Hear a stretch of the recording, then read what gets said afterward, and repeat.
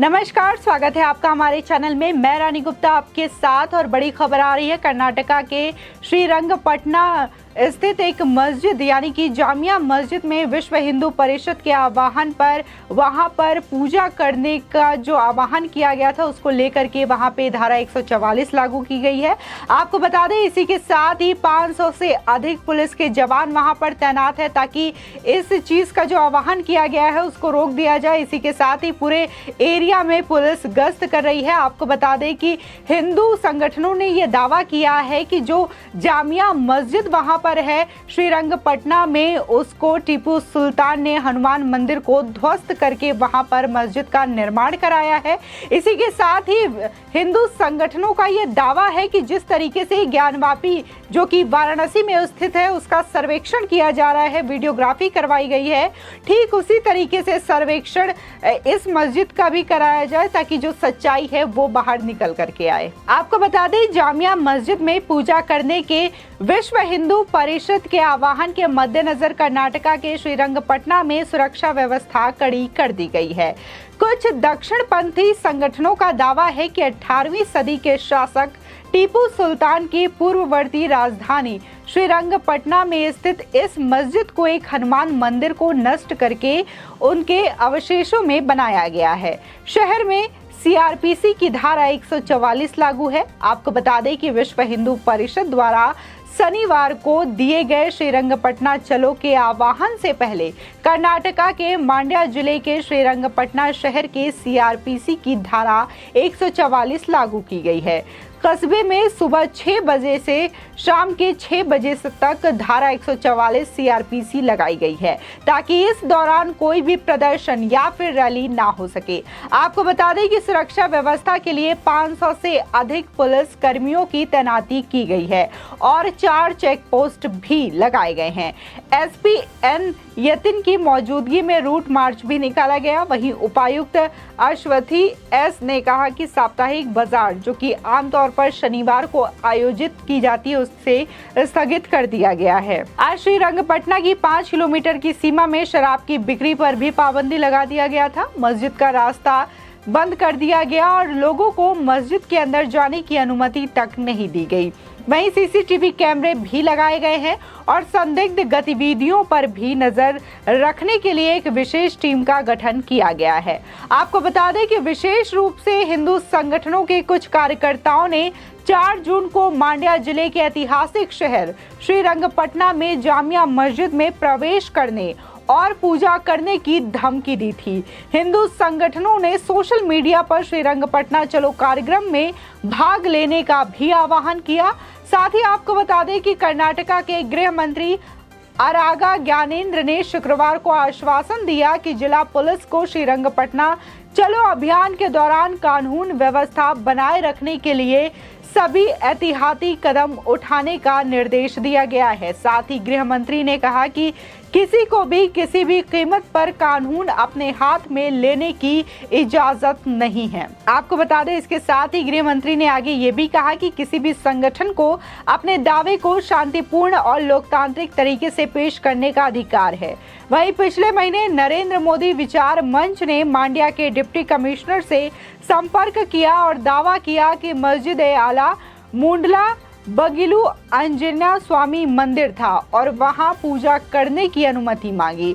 समूह ने यह दावा किया है कि 18वीं शताब्दी के मैसूर शासक टीपू सुल्तान ने कथित तौर पर मंदिर को ध्वस्त कर दिया था और उस पर एक मस्जिद का निर्माण करा दिया। आपको बता दें कि समूह ने मांड्या के उपायुक्त से अनुरोध किया था कि उन्हें उक्त मस्जिद के अंदर हनुमान की पूजा करने की अनुमति दी जाए। हम ये पुनर्विचार याचिका प्रस्तुत किए हैं। इस पुनर्विचार याचिका का कोई जवाब मिला ही नहीं। आपको हम मोबाइल लाओ हमारा, हमने कमिश्नर साहब को स्वयं अपने मोबाइल से ये याचिका रात को भेजी है। हमने अपने आदमी को उपायुक्त के कार्यालय में पत्र लेकर के स्वयं भेजा है। वो वीडियो निकालो जो उसने पत्र दिया है। ये कह रहे हैं कि हमको मिला नहीं है। साथ ही डिप्टी कमिश्नर ने कहा कि आज मस्जिद रोड को बंद कर दिया गया है।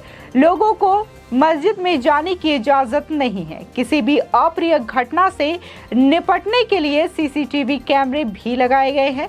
साथ ही संदिग्ध गतिविधियों पर नजर रखने के लिए एक विशेष टीम का भी गठन किया गया है। वहीं मांड्या एसपी ने कहा कि तालुक प्रशासन द्वारा लगाए गए निषेधाज्ञा की वजह से श्रीरंगपटना नगर पंचायत सीमा में रैलियों, जुलूस, विरोधों की अनुमति नहीं है। इस आदेश को ध्यान में रखते हुए हमने कस्बे और उसके आसपास पर्याप्त बंदोबस्त सुनिश्चित किया है ताकि कोई अप्रिय घटना ना हो। साथ ही उन्होंने कहा कि शहर अब पूरी तरीके से शांत है। यह आने वाले दिनों में भी ऐसा ही रहेगा। हमने जरूरी इंतजाम कर लिए हैं। हमने अपने जवानों को तैनात किया है। नेताओं से भी बातचीत लगातार जारी है और उन्हें निषेधाज्ञा लागू होने के बारे में भी बताया गया है। यदि कोई उल्लंघन करता है तो उनके खिलाफ भी कानूनी कार्रवाई की जाएगी। आपको बताते हैं कि आखिर क्या है पूरा मामला। दरअसल वाराणसी स्थित ज्ञानवापी मस्जिद की तरह ही मांड्या जिले के श्रीरंगपटना स्थित जामिया मस्जिद को लेकर भी विवाद शुरू हो गया है। हिंदू संगठनों का दावा है कि मस्जिद को हनुमान मंदिर के भग्नावशेषों पर बनाया गया है। उन्होंने इस मामले में अदालत का दरवाजा खटखटाने की भी बात कही है। इस संबंध में हिंदू संगठनों ने मांड्या के डिप्टी कमिश्नर अशस्थी एस को ज्ञापन भी सौंपा और मस्जिद का सर्वे कराने की मांग की। आपको बता दें कि ऐसा माना जा रहा है कि जामिया मस्जिद को मैसूर के पूर्व शासक टीपू सुल्तान ने बनवाया था। यह मस्जिद उस समय चर्चा में आई जब हिंदू संगठनों ने 16 अप्रैल को हनुमान जयंती के अवसर पर 6 लाख मालाधारी श्रद्धालुओं के श्रीरंगपटना पहुंचने का ऐलान किया था। उन्होंने इसके लिए प्रशासन से इजाजत भी मांगी थी। इससे वहां कानून व्यवस्था की स्थिति पैदा हो गई थी। आपको बता दें, मस्जिद समिति ने भी प्रशासन से सुरक्षा प्रदान करने की मांग भी की थी। वहीं जामिया मस्जिद को मस्जिद ए आला भी कहा जाता है। यह श्रीरंगपटना किले के अंदर स्थित है। सन 1786 या फिर 87 में बनी इस मस्जिद में 2 मीनारें हैं जिन्हें एक ऊंचे चबूतरे पर बनाया गया है। मीनार के प्रत्येक चरण को बालकनी अलग करती है। ये मस्जिद 2 मंजिला है। इसमें कोई गुंबद नहीं है। यह मस्जिद भारतीय पुरातत्व सर्वेक्षण के बेंगलुरु सर्कल द्वारा नियोजित की जाती है। वहीं दूसरी ओर भारतीय पुरातत्व सर्वेक्षण के अनुसार मस्जिद के अंदर फारसी भाषा में एक शिलालेख है जिसमें यह लिखा गया है कि टीपू सुल्तान ने साल 1782 में मस्जिद ए आला नाम की इस मस्जिद का निर्माण कराया था। साथ ही इस मस्जिद में 3 शिलालेख और भी है जिसमें मोहम्मद पैगंबर के 9 नामों का जिक्र किया गया है। आपको बता दें कि हिंदू संगठनों की मांग है कि वाराणसी की ज्ञानवापी की तरह ही इस मस्जिद का सर्वेक्षण होना चाहिए। आपको बता दें कि इस बीच श्री राम सेना प्रमुख प्रमोद मुतालिक ने प्रतिबंधों की निंदा की है। साथ ही उन्होंने कहा कि मस्जिद के अंदर एक गणपति मंदिर, एक कुंड और एक कुआं है। इन सब के बावजूद मस्जिद का वहां मदरसे चलाना और नमाज पढ़ना गलत है। उन्हें रोका जाना चाहिए। मैं भाजपा सरकार की निंदा करता हूं जो हमारे विरोध को रोकने की कोशिश कर रही है।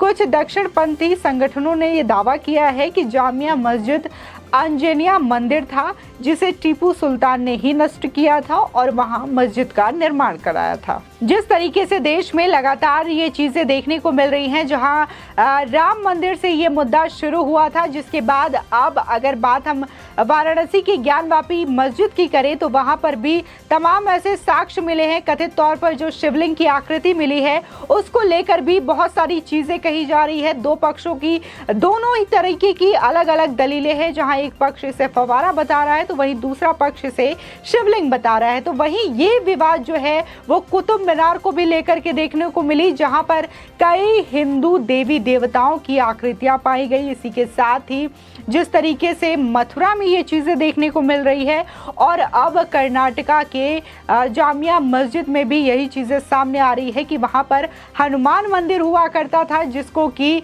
वहां के शासक यानी कि टीपू सुल्तान ने 1782 में नष्ट करवा करके उसी अवशेषों से वहां पर मस्जिद का निर्माण कराया था। तो ये जो तमाम चीजें आ रही हैं जहां पर लगातार सर्वेक्षण की मांग की जा रही है और जब सर्वेक्षण हो रहा है तो तमाम ऐसे सबूत भी सामने आ रहे हैं, जो जिस तरीके से हिंदू संगठन दावा करते हैं कि मंदिरों को तोड़ करके मस्जिदों का निर्माण किया गया है, तो वो भी कहीं ना कहीं सच दिखाई देती है, क्योंकि इस तरीके के जब साक्ष्य सामने आता है तो इसे कोई झुठला नहीं सकता। इसी के साथ ही जिस तरीके से श्री रंग पटना चलो अभियान का आह्वान किया था, मार्च निकालने का आह्वान किया था विश्व हिंदू परिषद ने, तो पुलिस ने इस पर रोक लगा दी है। इसी के साथ ही आज सुबह 6 बजे से लेकर के शाम 6 बजे तक 144 धारा क्षेत्र में लागू कर दी गई है, ताकि किसी भी तरीके का प्रदर्शन रैली कोई ना कर सके, जिससे कि कानून व्यवस्था कोई अपने हाथ में ले ना सके और कानून का उल्लंघन ना कर सके और क्षेत्र में शांति बनी रही। इसी के साथ ही तमाम पुलिस फोर्स वहां पे मौजूद है और किसी भी अप्रिय घटना को रोकने के लिए पुलिस लगातार वहां पर गश्त कर रही है। आपकी इस खबर पर क्या राय है, हमारे कमेंट सेक्शन में जरूर बताएं। आगे की और भी अपडेट के लिए चैनल को सब्सक्राइब करना ना भूलें।